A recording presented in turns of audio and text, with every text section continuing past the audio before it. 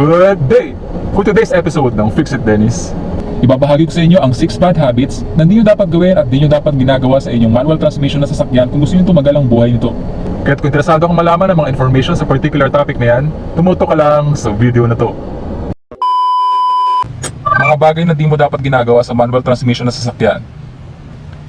Maraming technical na bagay ang nangyayari sa ating manual transmission na sasakyan na malamang ay hindi na nabibigyan pansin dahil hindi natin naiintindihan kung paano nga ba gumagana ang manual transmission na sasakyan. Kaya sa video na ito ay ipapaliwanag ko ang 6 na bad habits when driving a manual car at kung bakit di mo ito dapat gawin sa iyong sasakyan. Una, resting your hands on the shift knob. Nakapahinga ang iyong kamay sa kambyo ng iyong sasakyan habang nagmamaneho. Huwag mong gamiting handrest ang iyong kambyo. Ang tamang dapat gawin kapag kailangan mo magpalit ng gear ay ilipat ang transmission gear gamit ang kambyo at kapag tapos na ay ibalik ang kamay sa manibela. Ang dahilan kung bakit di mo dapat ginagawa ang bad habit na ito ay maaaring magresulta ito sa premature wear ng transaxle shift forks.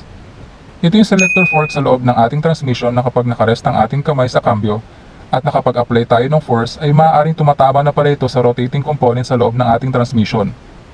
At isa pa, mas safe na ibinabalik natin kaagad ang ating kamay sa manibela after kumambyo dahil holding the wheels in both hands is safer. Makikita mo din sa iyong owner's manual ang precaution na ito. Pangalawa, riding the clutch. Nakapatong ang paa sa clutch pedal habang nagmamaneho. Ito ay isang obvious bad habit na di mo dapat gawin ngunit may mga driver pa din na gumagawa nito.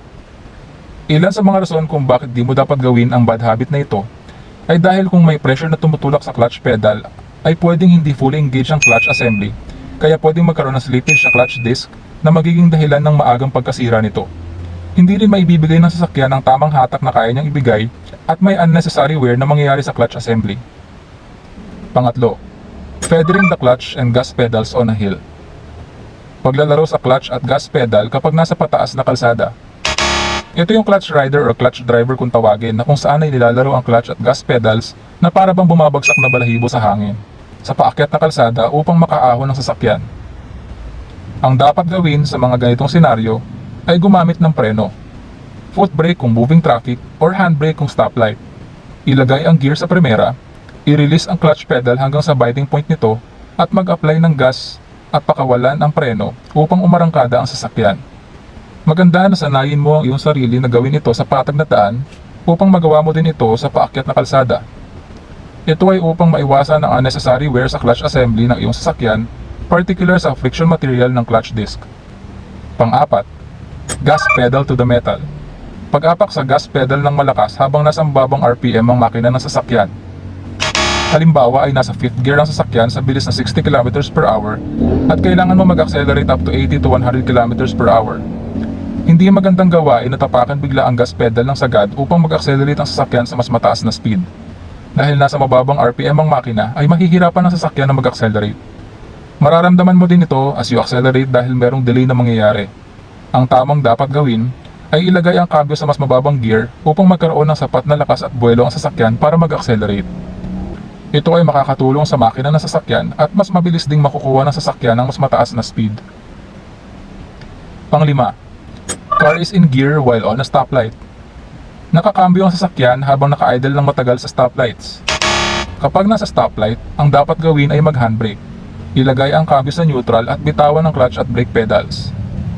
Ito ay para maiwasan ang unnecessary wear sa clutch assembly ng iyong sasakyan. Dahil kapag nasa stoplight ka at naka-engage ang gear ng sasakyan ay nakatapa ka din sa clutch pedal. Kaya mananatili din na nakadepress ang mga parts ng clutch assembly kagaya na lamang ng throwout bearings at pressure plate. Ang unnecessary stress na ito sa transmission ay magre-resulta sa maagang pagkasira ng mga parts na nabanggit. Pang-6, putting the car in gear while parked on a hill. Kung kailangan nating pumarada sa paakyat na kalsada, ang mga dapat gawin ay pagkahinto habang nakatapak pa tayo sa foot brake, ay ilagay ang kambyo sa neutral, mag-handbrake, bitawan ng foot brake, at saka lamang ilagay sa primera ang transmission. Sa ganitong paraan, ay ginagamit natin ang preno ng sasakyan para panatilihin ito sa pagkakaparada at hindi ang ating transmission gears. Pero mabuti din na nakakambyo ang sasakyan kapag nakapark para may failsafe ka just in case magkaroon ng problema ang handbrake. Malaki ang may tutulong nito upang di magkaroon ng unnecessary wear ang transmission ng ating sasakyan. It's a good practice din na maglagay ng kalang sa gulong kapag nakaparada sa paakyat na kalsada. Ito ang 6 bad habits na maaaring ginagawa ng ilang drivers. Malamang ay dahil hindi nila lubusang naiintindihan kung paano gumagana ang manual transmission ng sasakyan. Kaya't ngayon na alam mo na, ay huwag mo itong gawin. At kung nagagawa mo ito minsan, ay magandang baguhin mo ito upang tumagal ang buhay ng makina at transmission ng iyong manual na sasakyan. So aalis na tayo sa pagkakaparada. Brake pedal ko, disengage ko yung ating handbrake. Clutch all the way down, first gear, i-disengage ko na yung ating hazard. Tayo po ay sisignal ng pakaliwa dahil tayo ay lalabas sa kalsada para malaman po ng mga sasakyan na tayo ay lalabas. At titignan ko yung aking side mirror. Ayan, naka-POV tayo para mas makita mo yung nakikita ng aking mga mata. Okay, POV experience to para sa iyo mga ka-fixit. Clutch all the way down, first gear. So 1,000 RPM ng gas or 1,500. Clutch to the biting point at aarangkada na po tayo. Ayan, so safe na mag-proceed. Nakita ko sa side mirror sa aking rear view camera na safe na, kaya tayo ay nag-proceed na. Signal ako ng pakaliwa. Ayan mga ka-fixit. So POV experience to. So sa mga ganitong pagkakataon mga ka-fixit, part ng defensive driving at responsible driving yung proper positioning natin. So lalabas tayo dito sa service road na ito at tayo ay nag-signal ng pakaliwa dahil tayo po ay kakaliwa. So kung kakaliwa ka dito ka sa side na to, kung kakanan ka, doon ka na sa side na yon para ready ka na. Hindi yung kung kakanan ka nandito ka sa kaliwa, so bigla kang kakanan, magkukos po yan ng aksidente. Okay? So ayan, dito naman po bigaya naman mga ka-fixit, kita mo naman nagbibigay yung ibang mga motorista. Yan. So nasa service road na po tayo ngayon mga ka-fixit. At tayo po isisignal na pakaliwa dahil kukunin ko tong kalsada na to. Ayan. So 4-way road po ito mga ka-fixit, no? So kinuha ko tong linya na ito mga ka-fixit kasi malayo pa po yung lilikuan natin. Pero kung malapit na yung lilikuan natin sa kanan, dyan ako sa farthest right or sa shoulder. Okay? So dire-diretso lamang po tayo. Sa mga pagkakataon na ito, always maintain a safe distance sa sasakyan na nasa unahan. Ayan. At least depende po yan sa ano, no? Depende po yan sa bilis ng takbo ng ating sasakyan. So sa pagkakataon na to, 20 kilometers per hour. So sapat na yung mga 2 cars apart, at least 2 cars apart mga ka-fixit. Safe na yan. At alam kong kayang-kaya ng preno natin na makapreno at this speed at makahinto kung kinakailangan. Okay? Pero syempre, mas mabilis yung takbuhan, mas mabilis yung pacing ng takbo, dapat mas malayo yung distansya mo sa sasakyan na nasa unahan para kung sakasakaling kailangan mong huminto ay kaya-kayanin ng iyong preno. Okay? So dapat kabisado mo rin yung iyong sasakyan at proper condition yan, no? Proper condition yung iyong preno mga ka-fixit para kung kinakailangan huminto, ayan, makakahinto ka at a safe distance. Ayan. So, sa pagkakataon na yun, na-anticipate ko mga ka-fixit na papasok sa linya ko yung motor dahil merong sasakyan na nakaparada sa kanan. So, pag mga ganun mga ka-fixit, slow down ka na at pagbigyan mo yung motorsiklo. Lagi po natin tatandaan mga ka-fixit na part ng defensive driving na mas nakikita po natin yung mga sasakyan na nasa unahan at mas nakakapagbigay po tayo ng mas tamang judgment dahil tayo po yung nasa likod. So, kapag ka ganun na may papasok sa linya mo, sabihin na lamang natin kagaya ng motor kanina, hindi siya nakasignal pero na-anticipate ko na papasok siya sa linya ko at pinagbigyan ko siya mga ka-fixit. Okay? So, kung hindi ko kasi siya pinagbigyan, maaaring mag-cause po yan ng aksidente at ayaw po natin ng abala mga ka-fixit. Dahil bukod po sa abala, no, andun din po yung makakadisgrasya po tayo.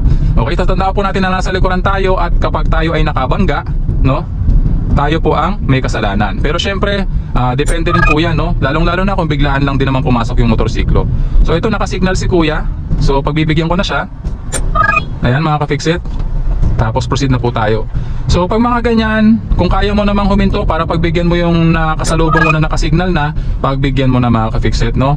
Kasi minsan, pagdating sa mga ganyan, napapasok sa division, lalong-lalo na kapag mga motor, hindi ko naman nilalahat. Yung iba po kasi sobrang nagmamadali at bigla na lamang po silang papasok, no? Kapag ka mga ganong pagkakataon mga ka-fixit, kung may balak kang dumiretso at ayaw mo siyang pagbigyan, always be ready, no? Mag-ready ka na biglang mag-hit sa iyong preno kung sakasakali man na bigla niyang pasukin yung linya mo, no? Pero para makaiwas ka sa ganong klase ng senaryo at ganong klase ng aksidente, much better na pagbigyan mo na lamang kung kaya mo rin namang pagbigyan, no? Ano ba naman yung huminto ka sandali para pagbigyan siya makapasok sa linya? Okay mga ka-fixit, part po yan ng defensive driving and courtesy sa ating driving experience para rin po maging maayos at smooth yung ating pagmamaneho. Iwas abala, iwas kagalit mga ka-fixit, no? Iwas road rage din yan. Okay? So pag mga ganyan, pwedeng bumusina. Pero syempre, part din po yan ng courteous driving. Yung pagbusina, dapat po yan hindi naman po yung mahabang busina na tone. Yan, mga ganyang busina lang, 2 beeps would be enough para malaman po nung sasakyan na dediretso ka. Kagaya nung kanina, yung sasakyan na nakaputi, alam mo kung nakasignal siya ng pakaliwa at papasok siya sa linya ko, pero dahil alanganin na yung position natin at di na natin siya mapagbigyan, bumusina ako 2 beeps lang para alam niya na dediretsuhin ko at hindi siya lumabas sa kalsada. Pero kung kaya mong pagbigyan, pagbigyan mo mga ka-fixit. Okay? So nasa service road pa rin po tayo. Usually busy itong kalsada na to, no? Pero ngayon free flowing yung ating driving experience dito dahil Sunday po ngayon at hindi masyadong matraffic. Okay? So sa mga ganito mabagal lamang po talaga ang takbuhan sa mga service roads dahil masikip po ang mga kalsada rito.